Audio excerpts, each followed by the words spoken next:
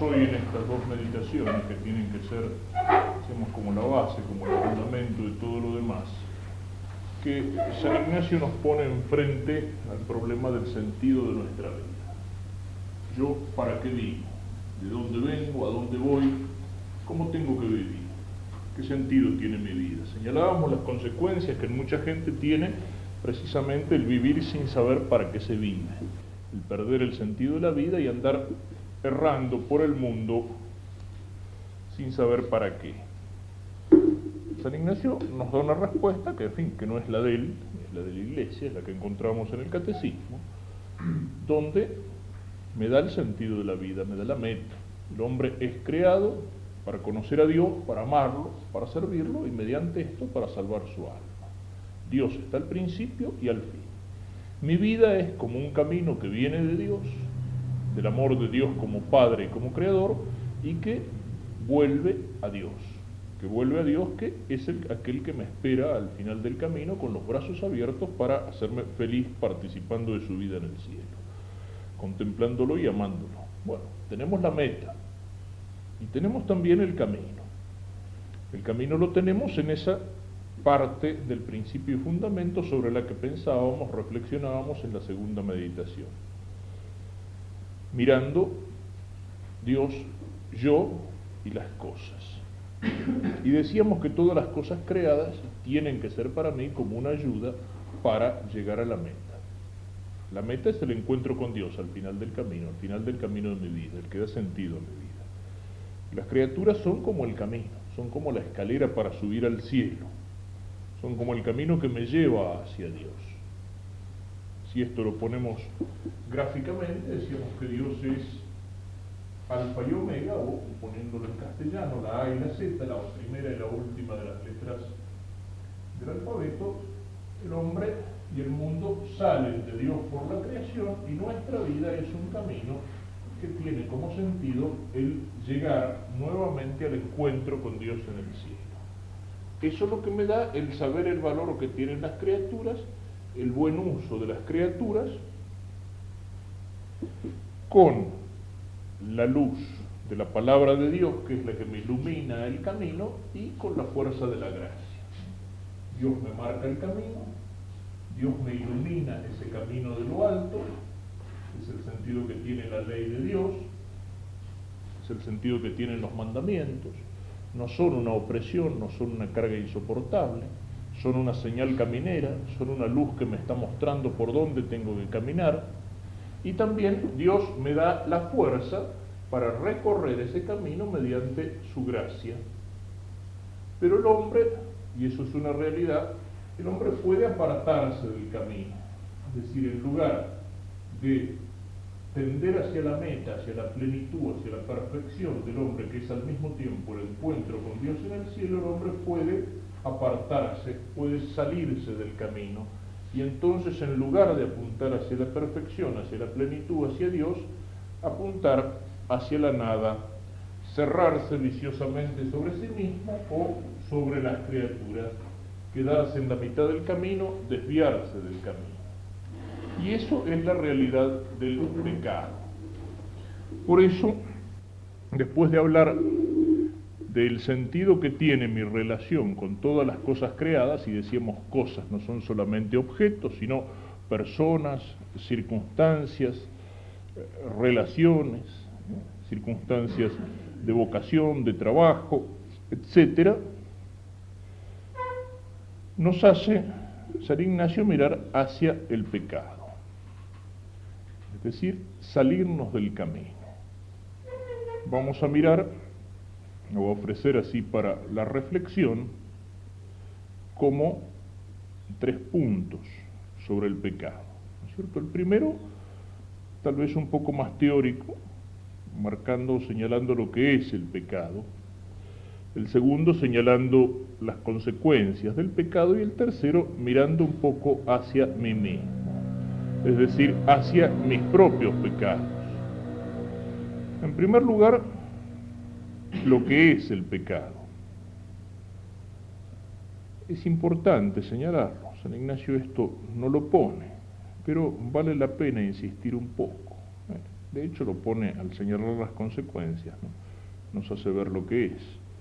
Porque hay una realidad que ya señalaba hace poco más de 40 años el Papa Pío XII, cuando decía que el mayor pecado de este tiempo es que los hombres han perdido el sentido del pecado.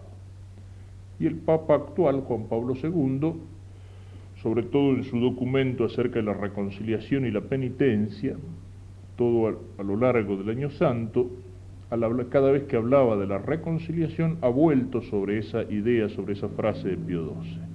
Hemos perdido el sentido del pecado. Y el Papa señala que eso es una cosa muy grave. ¿Por qué? Porque dice que perder el sentido del pecado implica que hemos perdido el sentido de Dios. La pregunta que hacíamos al final de la primera meditación: ¿qué es Dios para mí? Dios en mi vida, ¿es verdaderamente algo importante?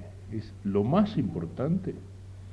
¿O yo soy como tantos, soy cristiano, soy bautizado, pero en muchas circunstancias a lo mejor soy como tantos cristianos, católicos entre comillas, que son ateos prácticos? Es decir, que teóricamente no niegan a Dios, pero que en su vida viven como si Dios no existiera, como si Dios no tuviera nada que ver con mi vida.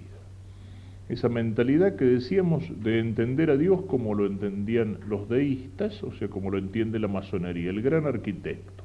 Dios está allá lejos en el cielo, no tiene tiempo para ocuparse de mí o de las cosas que hay acá en la tierra.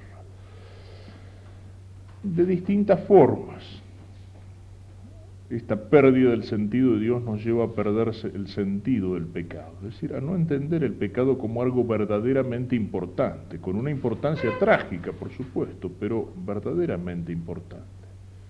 Pero cuando lo perdemos quiere decir que hemos perdido el sentido del amor de Dios.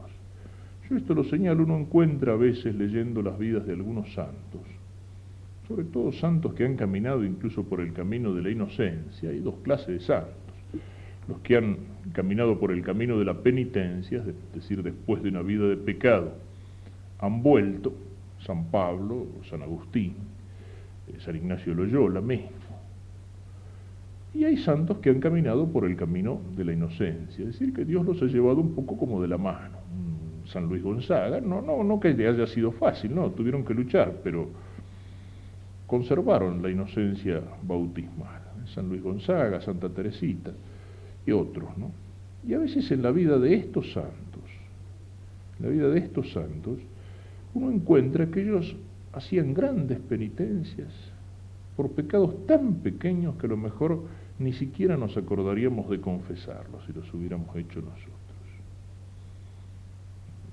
Incluso en los niños de Fátima, por pequeñas faltas, ellos escucharon las palabras de la Virgen y se dieron cuenta de lo importante que era la cosa en su inocencia, ¿no? Pero hacían penitencias tremendas. El cura de Ars, San Juan Bautista Vianney, Juan María Vianney, una vida entregada totalmente al servicio de Dios hasta el sacrificio extremo. Y en los últimos años de su vida, él quería dejar la parroquia e ir a un convento a hacer penitencia por sus pecados. Y uno le vienen ganas de decir, se mandaban un poco la parte, no estaban exagerando la cosa, o eran conciencias angustiadas, escrupulosas. No, en realidad ellos tenían del pecado un sentido mucho más real que el nuestro, mucho más real que el nuestro. ¿Por qué? Porque amaban infinitamente a Dios, amaban a Dios con un amor enorme. Y entonces el tamaño que tiene una ofensa se mide por el tamaño del amor. Se mide por el tamaño del amor, por el amor que tenemos a una persona o por el amor que esa... Eso es lo que nos ayuda a medir el tamaño de la ofensa. Si a mí me ofende un desconocido, a lo mejor me resbala por arriba, a los 5 minutos me olvidé. Pero si a mí me ofende una persona que yo quiero mucho, si me ofende una persona que yo quiero mucho, qué herida es para un padre, para una madre, la ofensa de un hijo. Qué rabia que nos da la ofensa que nos hace un amigo. A lo mejor no es tan grande, pero a esa persona que la queremos, y al revés, si yo tomo conciencia de que yo he ofendido a una persona, a una persona que yo quiero mucho, me he portado mal con esa persona, mientras más la quiero a esa persona, más me duele la ofensa, aunque esa ofensa sea una ofensa pequeña. ¿De qué manera hieren a veces esas ofensas pequeñas? ¿De qué manera duelen? No es una cosa grave, no es, qué sé yo, no es haberle robado, no es una calumnia grave, no es haberle hecho una injusticia tremenda, no, las pequeñas cosas. Mientras uno más quiere a una persona, más le duele haberla ofendido, más le duele haberla ofendido. Si me olvidé de saludar a un tipo con el cual apenas tengo relación en el día de su cumpleaños, bueno, no tiene importancia, pero si me olvidé de saludar a mi madre, en el matrimonio a veces qué importancia tienen esas pequeñas cosas, ¿no? ¿Qué día es hoy? Jueves. Nada más que jueves. Caramba, era un aniversario olvidado. Y las mujeres se fijan mucho más que los hombres en esas cosas, ¿no es cierto? Y bueno, y si uno verdaderamente quiere, siente, le duele haberse olvidado ese aniversario, haberse olvidado ese cumpleaños. No es una ofensa enorme, pero para una persona que quiere, la ofensa duele. La ofensa duele. Y bueno, eso es lo mismo que pasa con el pecado. Si verdaderamente amamos a Dios, si Dios está en el centro de nuestra vida, el pecado no puede ser para nosotros una tontería, no es una pavada, no es una cosa así nomás, no es algo que, bueno, lo hago, total, después me confieso, no es una travesura. No, el pecado es algo serio, tremendo, trágico de alguna manera. ¿De qué manera podemos definirlo? La mejor definición es la de San Agustín. San Agustín dice aversio a Deo conversio ad creaturas. ¿Y eso qué significa? Aversio a Dios, es decir, volverle las espaldas a Dios, apartarme de Dios. En lugar de que mi vida sea caminar hacia Dios, que es caminar hacia mi felicidad, hacia mi plenitud, le vuelvo las espaldas a Dios, me aparto del camino. Y conversio a las criaturas, es decir, volverse desordenadamente a las criaturas. Apartar el corazón de Dios y poner el corazón desordenadamente en las criaturas. En todo pecado hay una lucha entre dos amores, entre el amor de Dios por sobre todas las cosas y el amor desordenado de las criaturas. Y entonces cuando yo peco entre Dios y una criatura, estoy eligiendo a la criatura, es decir, la estoy amando más que a Dios. Si yo, por amor de la plata, hago, qué sé yo, en mi trabajo o en mis negocios, una acción deshonesta, es decir, robo de una manera o de otra, hay muchas maneras disfrazadas, disimuladas de robar, bueno, y tengo conciencia de que eso es algo deshonesto, ¿qué pasa? Entre Dios y la plata me quedo con la plata. Es decir, entre dos amores amo más a la plata y no me importa, por unos pesos más, por unos australes más, no me importa ofender a Dios. Y así uno lo podría decir en todo pecado. Si esa atracción ilegítima por una persona que no me pertenece, lo cual significa usarla como un pedazo de carne, lo cual significa la infidelidad matrimonial, lo cual significa, etcétera. Y bueno, si eso no me importa, si me dejo llevar por esa atracción, por esa sensualidad, estoy amando más a esa persona de una manera desordenada que a Dios. Es decir, entre la ley de Dios que me marca el camino, que me ilumina el camino, y el amor desordenado por esta criatura, me quedo con la criatura. Eso es el pecado. No hay, decíamos, cosas malas. Dios ha creado todas las cosas, las ha creado buenas. Hay una expresión, qué sé yo, cuando se habla del tema del sexo, la expresión es a las partes malas del cuerpo. ¿Cuántas veces la he escuchado? ¿Y qué estupidez? ¿Qué es? No hay en el cuerpo del hombre partes malas. Es decir, en el hombre o en la mujer los órganos sexuales son creados por Dios exactamente lo mismo que la mano, que el ojo, que el cerebro. No hay partes malas del cuerpo. Lo que pasa es que nosotros podemos mirar con malos ojos el cuerpo de otra persona, o podemos manosear desordenadamente el cuerpo, pero no es porque sea malo, es porque nosotros lo ensuciamos con la intención de nuestra mirada, de nuestro pensamiento o con nuestra forma de utilizarlo como una cosa. Pero no es porque sea malo, nosotros lo utilizamos mal, nosotros lo torcemos. Y lo que uno dice de esto lo podría decir de tantas otras cosas, ¿no es cierto?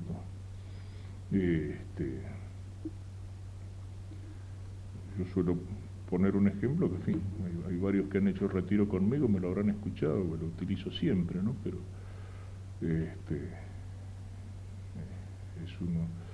es gráfico, y aparte me pasó de veras, no es un cuento inventado, ¿no? Que es, aparte estamos en la tierra del buen vino, ¿no? Así que entra como ejemplo. Yo en aquel tiempo no estaba en la tierra del buen vino, sino allá por el litoral, por el monte entrerriano, y misionando en el centro de Entre Ríos,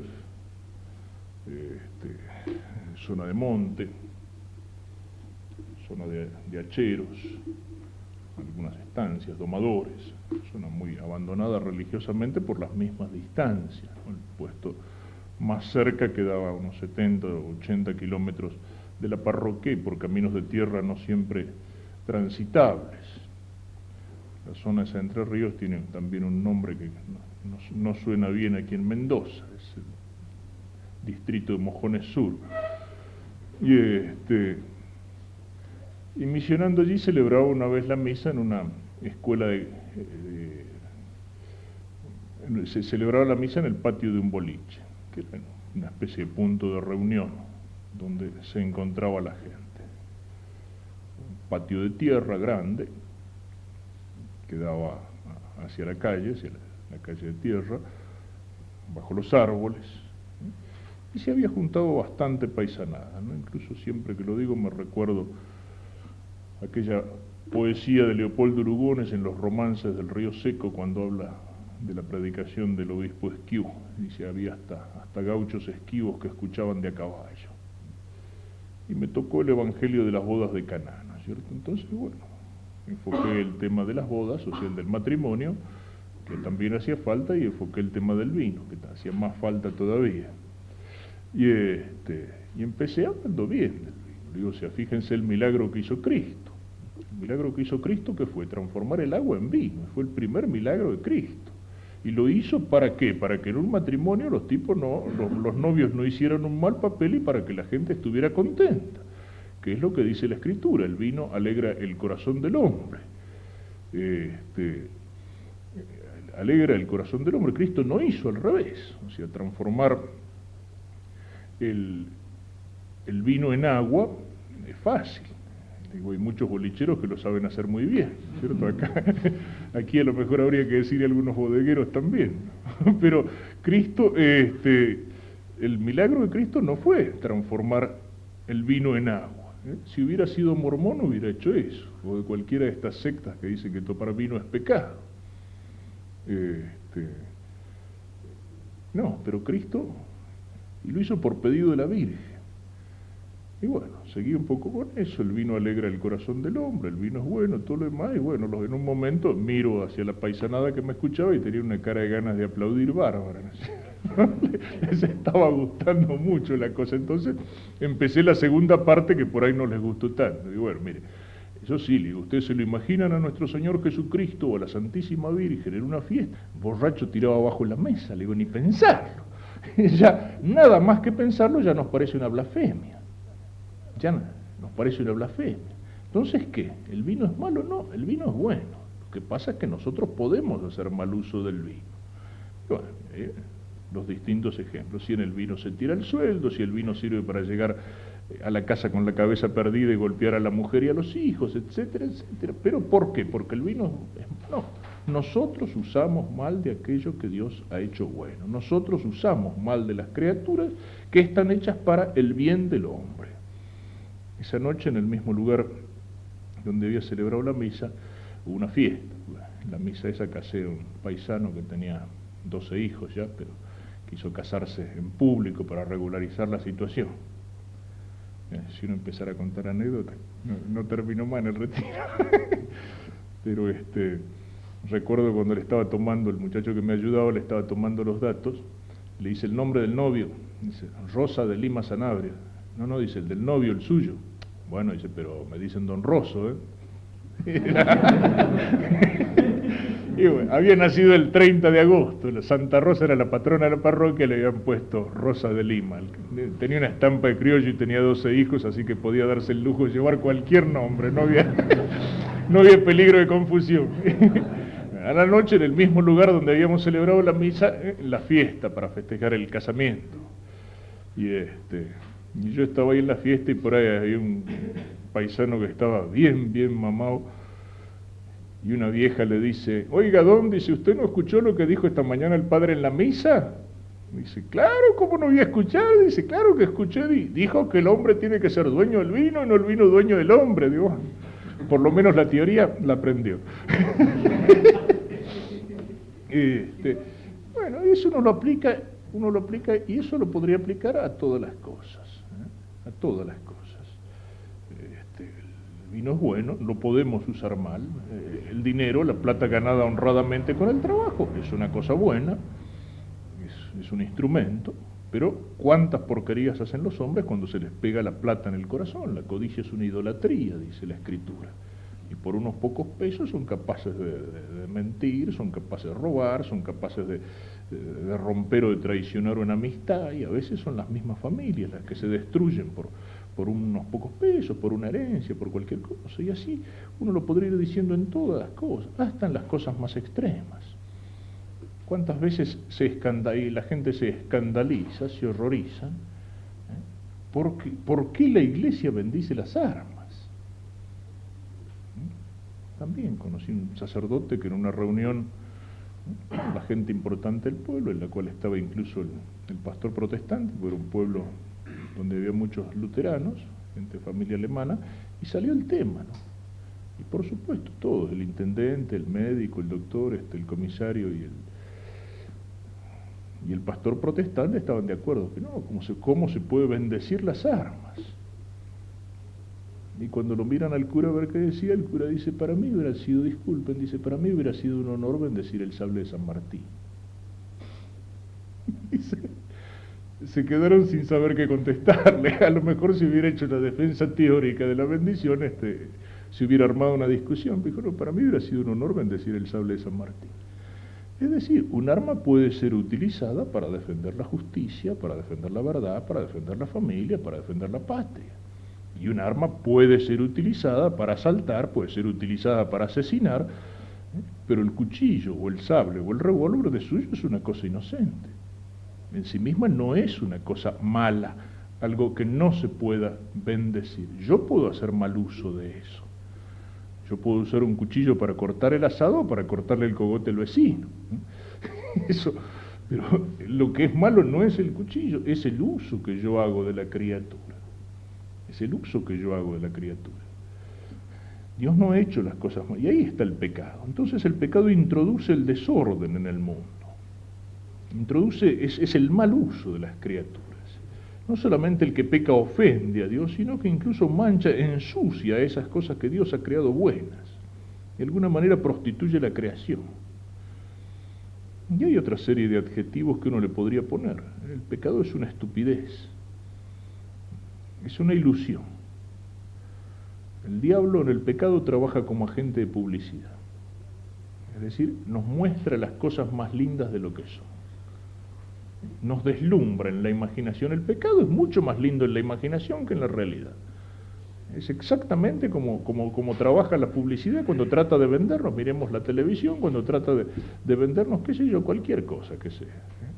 Una marca de auto, de moto, de reloj, o de leche chocolatada, o de yogur o de juguete para los chicos. Si uno no lo tiene, si usted todavía no lo compró, usted es un infeliz. La felicidad, ¿dónde está? En esta marca, ahí está la felicidad.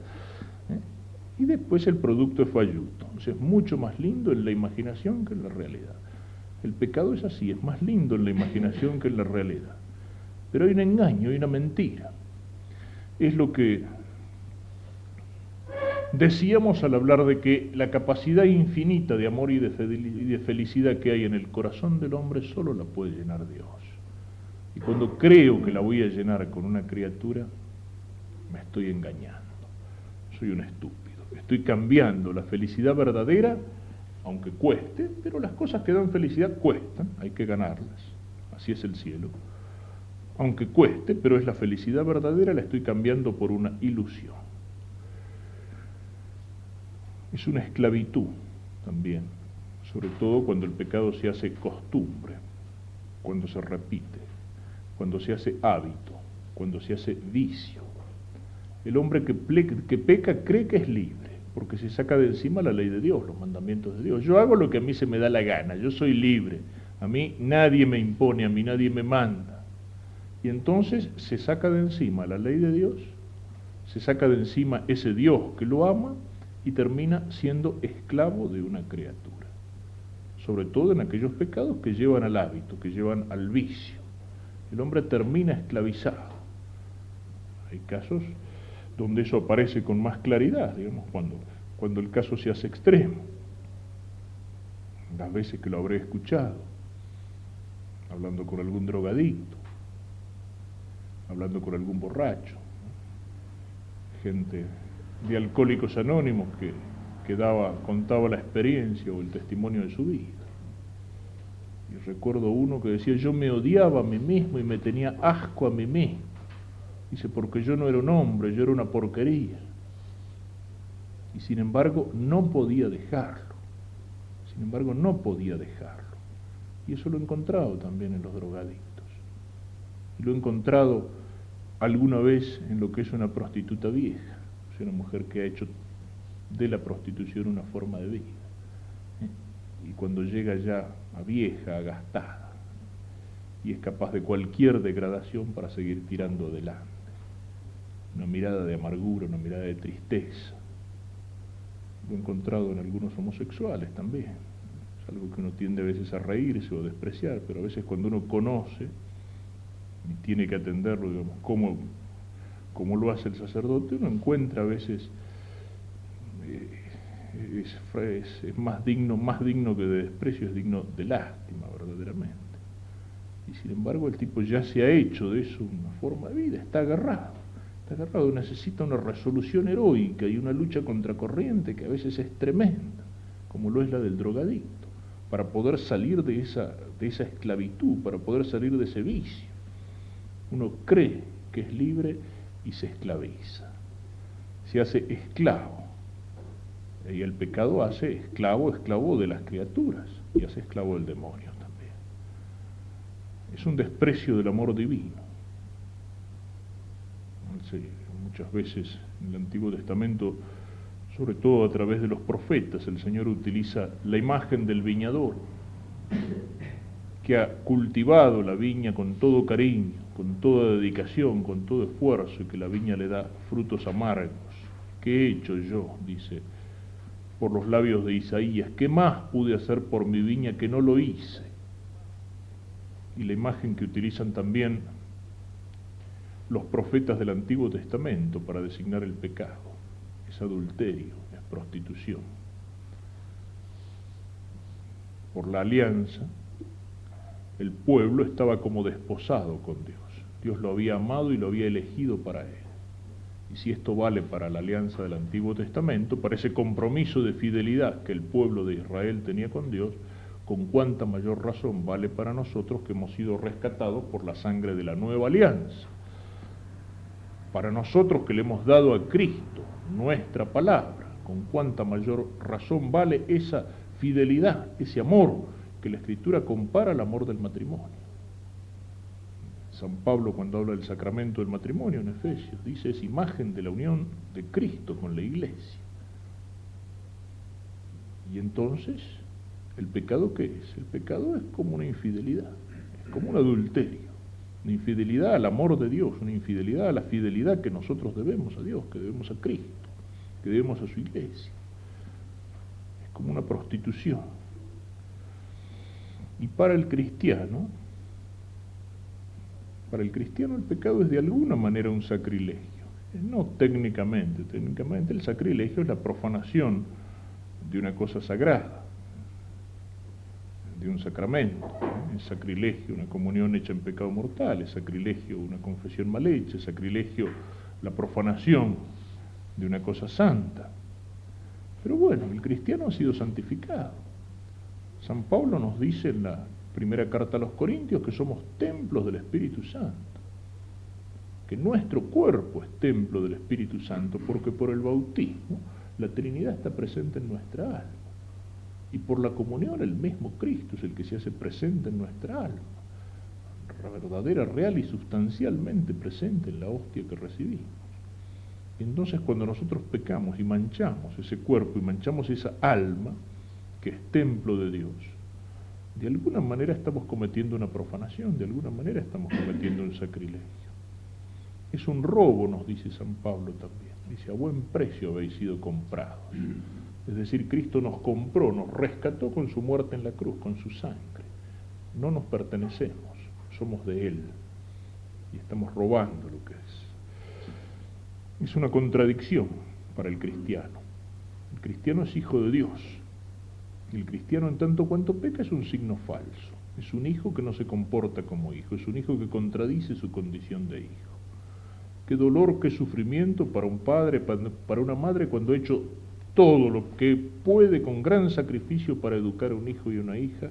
Qué dolor cuando ese hijo sale torcido, cuando esa hija sale desviada, cuando no responde a la educación que ha recibido, cuando llena de disgusto con su conducta a los padres. Qué dolor, casi ganas de no reconocerlo como hijo.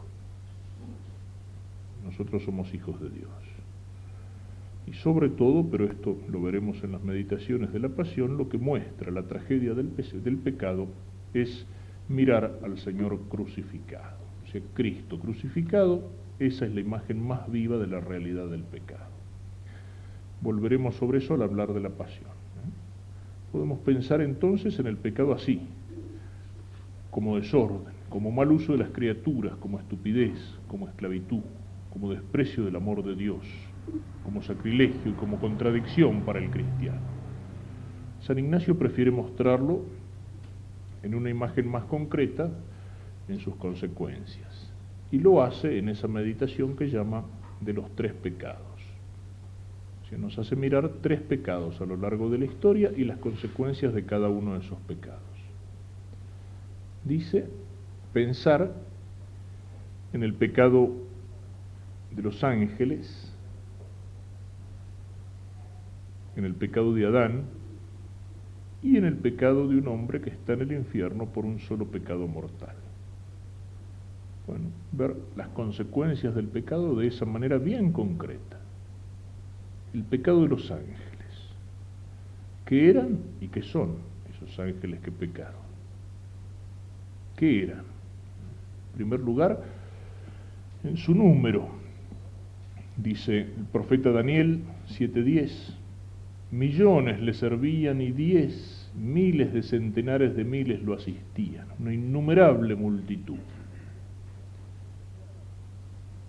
De esa multitud, alguno de los padres, San Cirilo de Jerusalén, por ejemplo, dice que la parábola de Cristo, para indicar el número de los ángeles, dice que la parábola de Cristo sobre las 99 ovejas que quedan en el redil cuando el pastor sale a buscar la oveja perdida, dice las 99 ovejas son los ángeles que quedaron en el cielo. Y Cristo viene a buscar entre los hombres el número con el cual llenar el número de los ángeles que apostataron. Es una interpretación, no pertenece a la fe, ¿no es cierto? Pero ciertamente son un número grande. Y después en su dignidad. Están infinitamente por encima de los hombres. Son espíritus puros. Es aquello que afirmamos, bueno, en el credo largo, cuando dice creador de todas las cosas visibles e invisibles. Si no conociéramos la existencia de los ángeles por la revelación de Dios, es algo que casi se haría necesario pensando en el orden de la creación. Entre el espíritu puro e increado que es Dios y el hombre que es el espíritu encarnado, si no estuvieran los ángeles quedaría allí como un lugar, digamos, en la jerarquía de los seres. El espíritu puro pero creado, criatura de Dios, esos son los ángeles.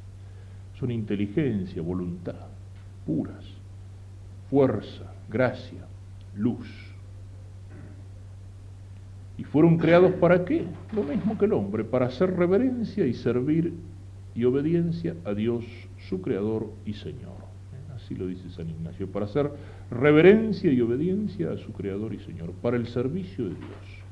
Tanto que el mismo nombre, ángel, es un nombre como de su oficio. Significa enviado, significa mensajero.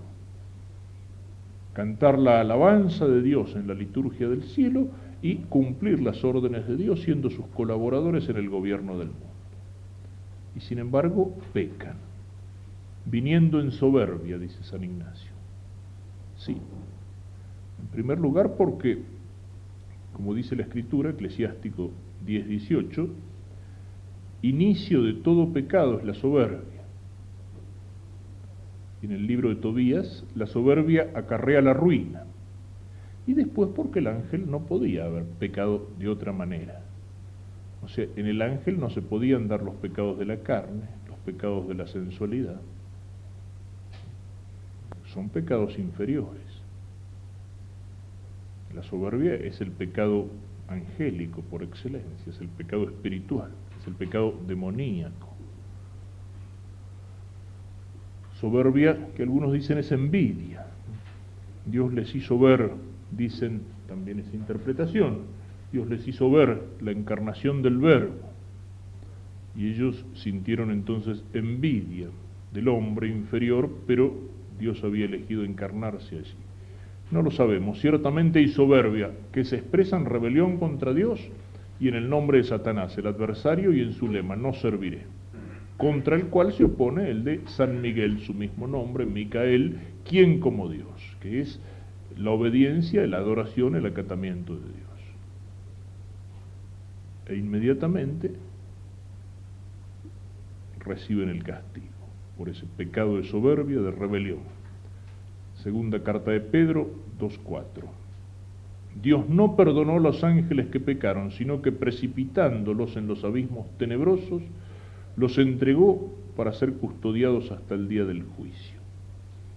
Y Judas, versículo 6, a los ángeles que no mantuvieron su dignidad, sino que abandonaron su propia morada, los tiene guardados con ligaduras eternas, bajo tinieblas para el juicio del gran día. San Ignacio lo expresa diciendo, convertidos de gracia en malicia y arrojados del cielo al infierno. Eso es el demonio, tampoco fue creado malo.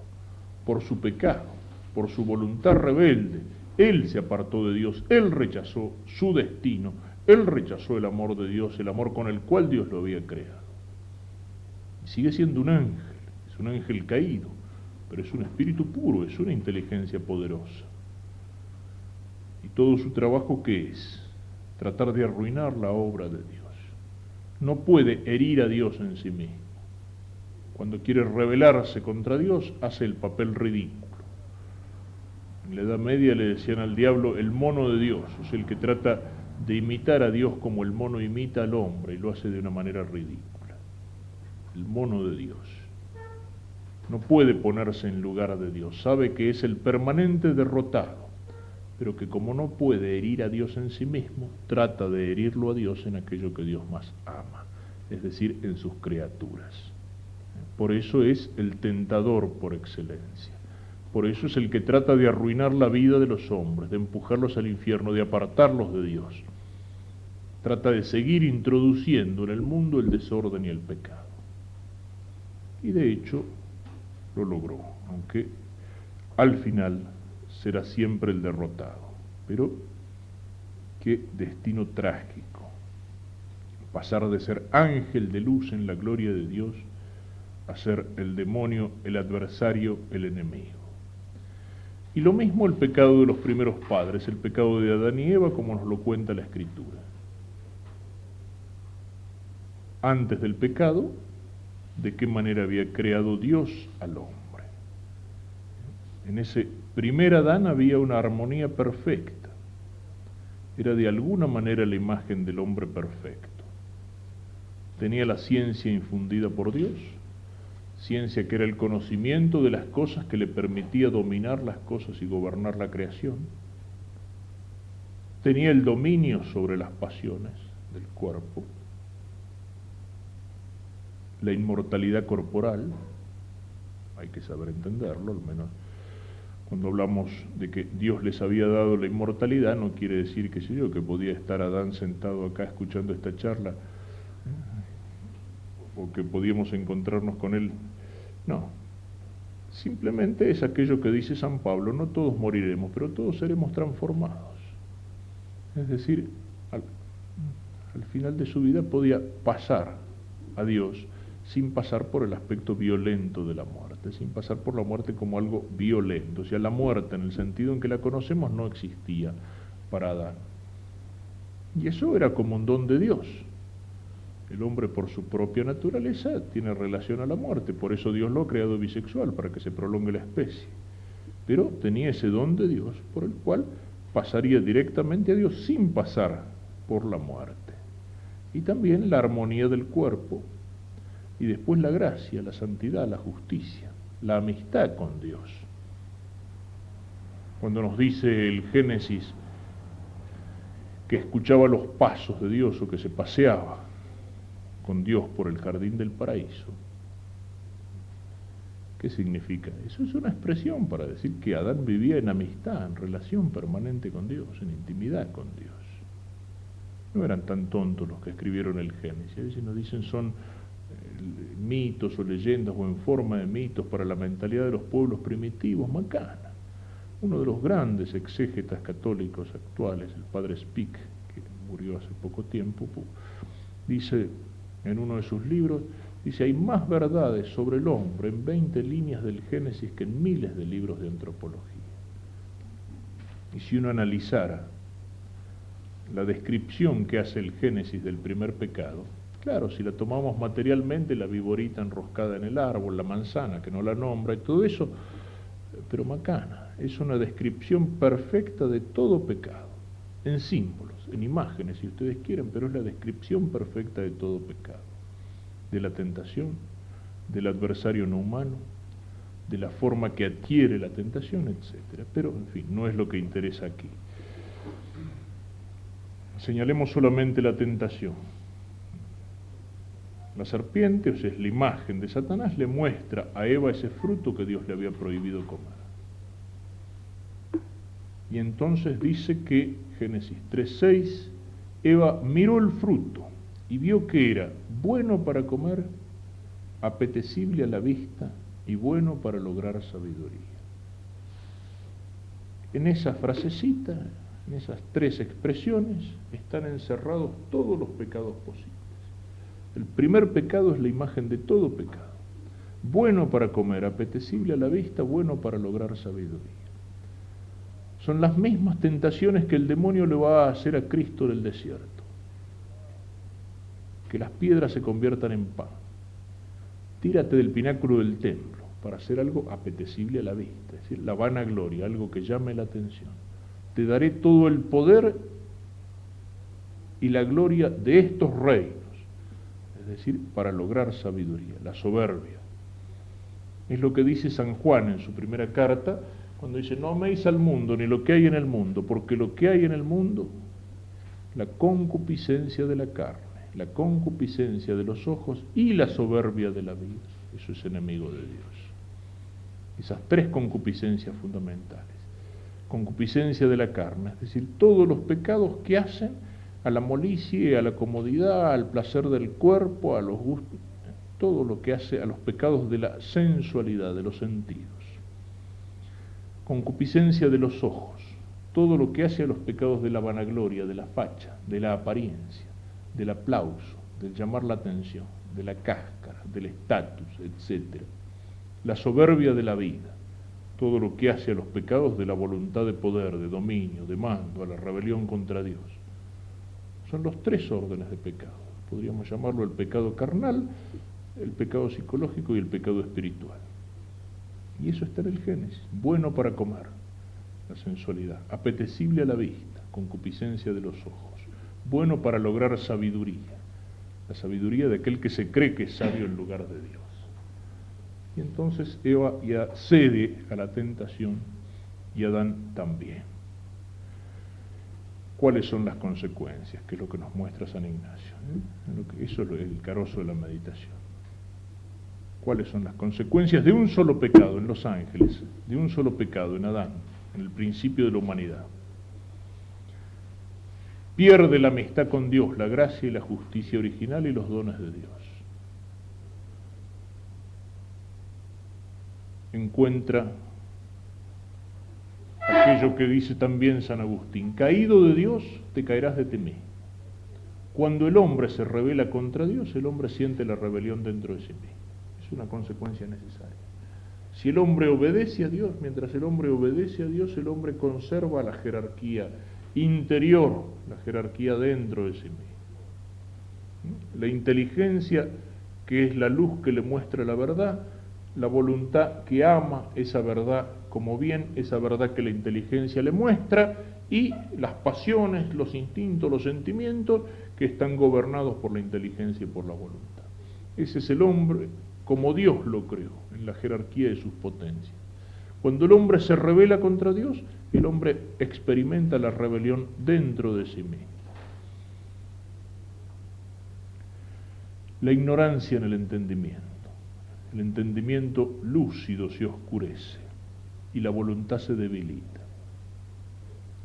La debilidad en el apetito irascible, es decir, en el impulso de lucha, en el deseo del bien arduo, difícil, se debilita. Caemos en la cobardía, en la tibieza, en la pereza y el desorden en las concupiscencias. El hombre llega a ser el hombre invertido, el hombre patas arriba. Lo que está arriba no es la inteligencia, lo que está arriba son las ganas. Me gusta, no me gusta, tengo ganas, no tengo ganas, quiero, no quiero. Están arriba los instintos, las pasiones, los gustos. La voluntad debilitada viene después para satisfacer los caprichos de las pasiones y de los instintos, y a la cola viene la pobre inteligencia para justificarme y decir que todo lo que a mí me gusta está bien. Esa es la imagen del hombre después del pecado. El hombre siente en sí mismo, como él se rebeló contra Dios, el hombre siente dentro de sí la rebelión de lo inferior contra lo superior. Y eso es una consecuencia del primer pecado. Como es una consecuencia del primer pecado, la muerte no como un paso a Dios, sino que todo aquello que la muerte tiene de doloroso, de violento, de ruptura, de trágico, el desorden, la ruptura de la armonía que aparece en la enfermedad y en el dolor, y esto no solo en la misma persona que ha pecado, sino como consecuencia de ese pecado, la dimensión social del pecado, que todo pecado la tiene, pero de una manera particular este pecado que está al principio de la humanidad. ¿Cuánta corrupción vino sobre el género humano?, dice San Ignacio comentándolo. Pensar cuánta corrupción vino de ese pecado sobre el género humano. Y de ahí, aquello que empieza por la ruptura, el que ha roto con Dios, rompe también horizontalmente con sus hermanos, entre Adán y Eva. Cuando Dios le dice, ¿qué has hecho, Adán? Y Adán, en un gesto correcto de caballero, dice, yo no fui, fue ella. Ahí empieza. Después termina en Caín, que le parte la cabeza a Abel por envidia, al hermano que mata al hermano. La dimensión social del pecado. Porque si rompemos con el Padre que está en el cielo, evidentemente dejamos de ser hermanos aquí en la tierra. Y entonces el hombre es lobo para el hombre, es enemigo del hombre. Y todo eso tiene su origen en un solo pecado. Y San Ignacio nos pone otra imagen. Dice un hombre que estuviera en el infierno por un solo pecado mortal. Está. No lo sabemos, la Iglesia no canoniza a nadie al revés, es decir, cuando la Iglesia canoniza a un santo nos dice está en el cielo, pero la Iglesia no agarra a uno y lo canoniza al revés diciendo fulano está en el infierno. Ciertamente que el caso de Judas, si no, no tendrían sentido las palabras de Cristo, más le valdría no haber nacido. Más le valdría no haber nacido, son palabras tremendas. Pero lo que pasa es que el infierno es una de esas verdades dolorosas y molestas que a algunos no les gusta en nuestro tiempo que es tan delicado. Entonces prefieren no hablar del infierno. Si hablan del infierno, es curioso lo que hacen algunos teólogos con eso. Primero dicen, no, el infierno no es un lugar, porque no hay que pensar un lugar para las almas, etcétera. El infierno es un estado. Es un estado de separación de Dios. Y después nos dicen, en ese estado no está nadie, en el infierno no hay nadie, entonces no existe. Porque si no es un lugar sino un estado y nadie se encuentra en ese estado, entonces no existe. Lo niegan, pero así sutilmente. Es el temor a las palabras, a las verdades fuertes.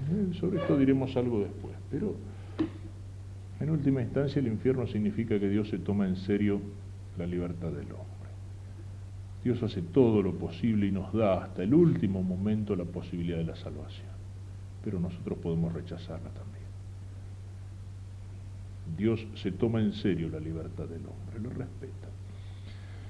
No sabemos entonces si hay alguien que está en el infierno por un solo pecado mortal, pero es posible. El pecado mortal es una ruptura con Dios, es volverle las espaldas a Dios.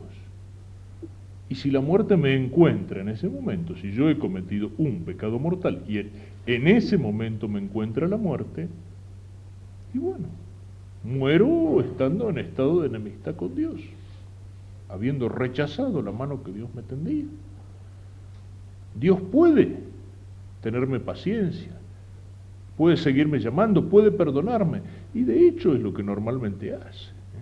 Nos tiene una enorme paciencia, nos perdona montones de veces, nos sigue ofreciendo su misericordia, nos sigue ofreciendo su mano tendida. Si no la agarramos es culpa nuestra, soy yo el que la he rechazado. Alguien decía, algún personaje, novela por ahí, mi condena en la aparición de Voltaire, creo, del infierno, creo que es Hugo Boss que lo pone. Dice, mi condena en el infierno lleva mi propia firma. La condena de todo condenado lleva la firma del condenado, no la de Dios. Es uno el que ha rechazado la misericordia. Pero, si Dios, la primera vez, si yo he cometido en mi vida un pecado mortal, si yo, el primer pecado mortal que hice, en ese momento me hubiera encontrado la muerte, Dios no sería injusto. Si Dios me perdonó, y a lo mejor no solamente esa vez, sino muchas otras veces a lo largo de toda mi vida, Dios es misericordioso. Pero Él no estaba obligado a seguir siendo misericordioso, no estaba obligado a seguir dándome oportunidades. Si Dios en la primera me hubiera dicho, bueno, listo, ya está, yo te ofrecí, vos me rechazaste, Él no estaba obligado a insistir. Su amor, su misericordia lo lleva muchas veces a la insistencia. Pero si Él hubiera dicho, basta, y ese pecado me hubiera apartado de Dios por toda la eternidad, que eso es el infierno, Dios hubiera obrado con la más perfecta justicia. Yo me lo merecía. Sin embargo, ¿cuántas veces me ha perdonado? Profundidad de las riquezas de la sabiduría y de la ciencia de Dios. Qué incomprensibles son sus juicios e inescrutables sus caminos, dice San Pablo en la carta a los Romanos. Pensemos entonces en estas tres escenas como consecuencias del pecado, después de mirar lo que es el pecado, consecuencia del pecado de los ángeles. De ángel de luz a Satanás, el adversario, el enemigo, el demonio. Consecuencias en Adán y en la humanidad, en los que descendemos de Adán, consecuencias de ese primer pecado que introduce el desorden en el mundo. Y consecuencias de que por un pecado yo podría estar condenado al infierno. Y un tercer punto, lo señalo brevemente, sería pensar en lo que llama San Ignacio de Loyola la meditación de los pecados propios. Después de mirar lo que es la gravedad del pecado, esta meditación que me lleva a mirar de algún modo todos los pecados de mi vida. Ojo, no es todavía un examen de conciencia. No pretende ser un examen de conciencia, es decir, analizar los pecados ni siquiera como preparación para la confesión general. ¿Cuál es el fin que tiene mirar los pecados propios? En primer lugar es reconocerme pecador. Dice San Juan en su primera carta, capítulo 1, versículos 8 y siguientes, todo aquel que dice, el que dice que no tiene pecado, miente. Es decir, mi primera actitud delante de Dios es esa, reconocerme pecador. Es el punto de partida para mi vida cristiana. Es el punto de partida para mi vida cristiana. Y en segundo lugar, llevarme a qué? Mirando mis pecados a una actitud de humildad. Cuando contemplo todos los pecados de mi vida, ojo, eso no me tiene que llevar a la angustia, al desaliento, al temor. No. La contemplación de mis pecados me tiene que llevar a una mayor humildad y a una mayor confianza en la misericordia de Dios y a un deseo de reparación, queriendo hacer en adelante cosas grandes por el Señor. Dice uno de los compañeros de San Ignacio, aunque al reprenderte te diga la verdad, si te inquieta no es del buen espíritu, porque el Espíritu del Señor es suave y suavemente nos reprende. Incluso para remordernos la conciencia el Señor penetra con cierta suavidad. Cuando la conciencia de mis pecados actuales o de mis pecados de la vida pasada me lleva a la inquietud, a la angustia, a vivir en el temor de la condenación, a no saber nunca si me he confesado bien, a vivir medio desesperado, eso no viene de Dios. Eso o viene de una psicología escrupulosa o eso es una tentación del enemigo.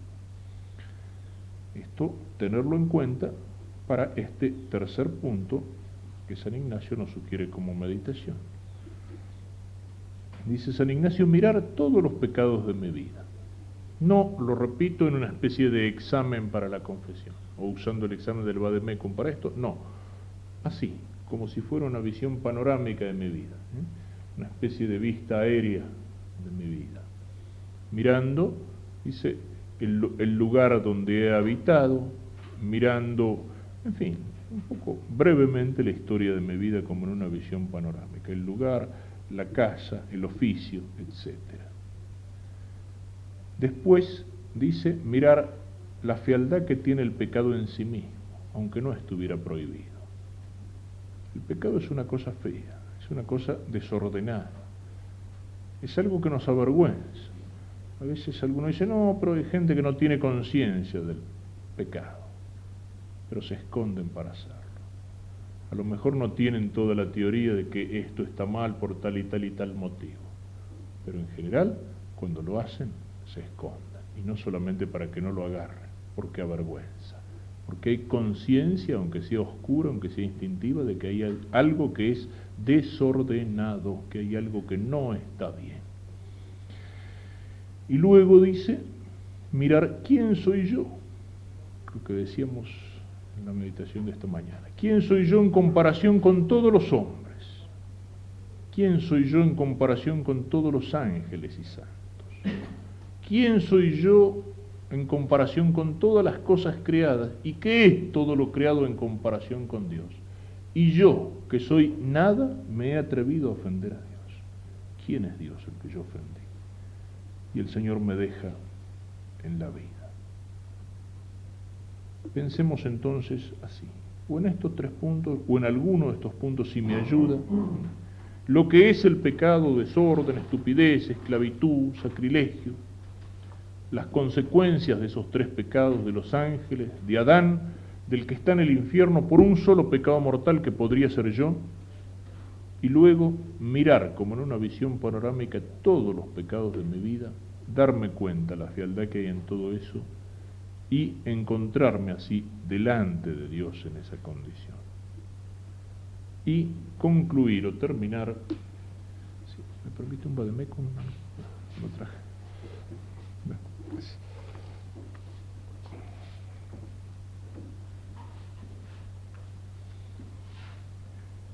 Después de pensar todo esto, es lo que decía cuando hablaba de que al hombre que sale del carnaval, la iglesia le hace la señal con ceniza en la frente y le dice, acordate que te tenés que morir. Y no nos gusta, es desagradable, es amargo, pero es real. Y entonces hay que pensarlo, más vale tomar las cosas de frente. ¿Para qué entonces San Ignacio nos hace acordar todas estas realidades acerca del pecado? No, lo repito, para llevarnos a la angustia, o a la desesperación, sino para concluir con un coloquio de misericordia que encuentran en la página 98 del Vademécum. Luego de meditar, de rumiar todas estas verdades y de mirar mis propios pecados personales y mi condición de pecador, concluir de la siguiente manera: imaginando a Cristo nuestro Señor delante y puesto en cruz, hacer un coloquio, o sea, conversar con Cristo, reflexionar. Cómo de criador es venido a hacerse hombre y de vida eterna a muerte temporal y así a morir por mis pecados. Otro tanto, mirando a mí mismo, lo que he hecho por Cristo, lo que hago por Cristo, lo que debo hacer por Cristo. Y así, viéndole tal y así colgado en la cruz, discurrir por lo que se ofreciere. Aquí tiene que desembocar todo este pensamiento acerca de lo trágico, de lo tremendo del pecado y de mis propios pecados, en un coloquio de misericordia que se hace, como sigue diciendo San Ignacio, se hace propiamente hablando, así como un amigo habla a otro o un siervo a su señor, pidiendo alguna gracia, culpándose por algún hecho, comunicando sus cosas y queriendo consejo en ellas, y terminar con un Padre Nuestro. Es decir, mirar esa consecuencia del pecado que es Cristo clavado en la cruz, consecuencia de mis pecados, pero darme cuenta que al mismo tiempo Cristo está clavado en la cruz porque Él quiso cargar sobre sus espaldas mis pecados, porque Él quiso ponerse en mi lugar, porque Él quiso de esa manera obtener el perdón de Dios para mi pecado.